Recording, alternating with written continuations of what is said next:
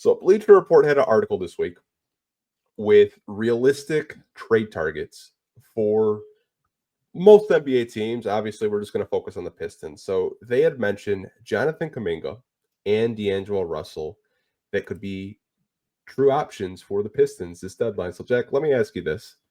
Both of these guys obviously would help this team, but what do you think hearing about a Jonathan Kuminga as a realistic target to the Detroit Pistons, or even a D'Angelo Russell for that matter? I think I don't really honestly, like, I promise I'm not trying to be that picky Mhm. Detroit Pistons fan that doesn't want to do any trades. But historically, I've not been a fan of Kuminga. Like, I think he's super talented. I think he could be really good. But the thing that worries me with bringing him to Detroit is, one, I think he's due for an extension because I don't think he signed one. And I'm not sure how much I'd want to invest in him, even though I know the potential's sky high. I've just never been the biggest fan of his game. And maybe I'm wrong for that, but it just doesn't get me too excited. And I'd just be wondering what they have to give up. Like, I would rather move any assets for a more proven guy. Like, honestly, like Mhm. Levine, Yeah. Ingram, those names we've had thrown out, like Michael Porter Jr., who I'm sure we might get to later, Yeah. then a Kuminga. D'Lo's a weird one. Like, I think he would help this team, truly. I know he gets clowned all the time, but that because he's a Laker, but his skill set would help this team. It's undeniable. Like, on offense. Defensively, maybe not. Just, do you have any idea what a deal could be? Like, what to get D'Lo? Is it just a salary dump so the Lakers can make another move? I, I'm like you. I'm not the best when I come up here and try to just give my opinion on the matter.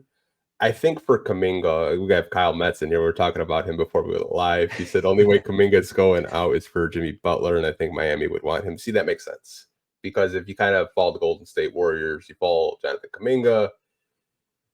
His minutes are really inconsistent with Steve Kerr. He wants to get paid like a number two option.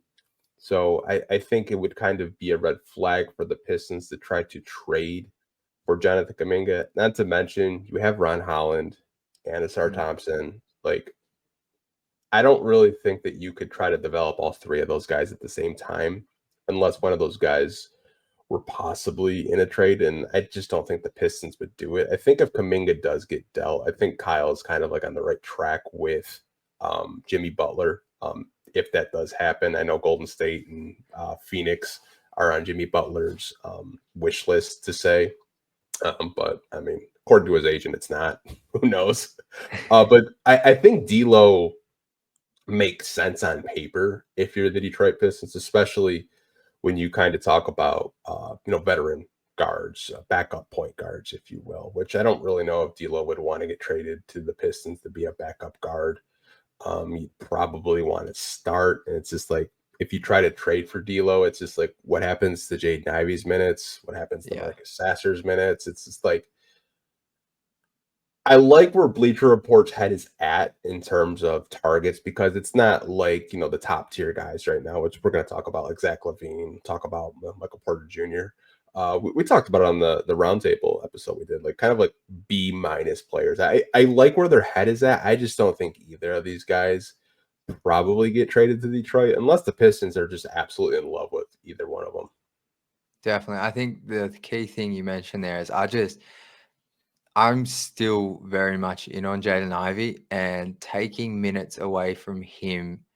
If D'Lo is willing to come and be like backup, I'm okay. Like, I love Marcus Sasser, but I think it's really tough for him to find a role right now. If D'Lo was going to be the backup point guard, I'm much more into a deal there. If he's coming to be a starter and you're taking away Ivy's a big chunk of his minutes and role, that's where I'm like, I just don't know if the payoff's really there.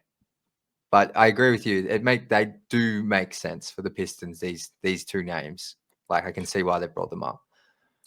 Yeah, and like full transparency, used to work for Bleacher Report, used to write articles for them, so I do like to show them love. When we do come on here, I know some people roll their eyes when they see Bleacher Report. They're like, "Really? Like, why are you talking about them?" I mean, they called the Tim Hardaway Jr. trade to a T. Like they had an article about it. I was like, hey man, they're cooking sometimes, but I did want to kind of show them some love. But Definitely. I don't know. You never really know. I mean, like I didn't think that we were going to trade Sadiq Bey.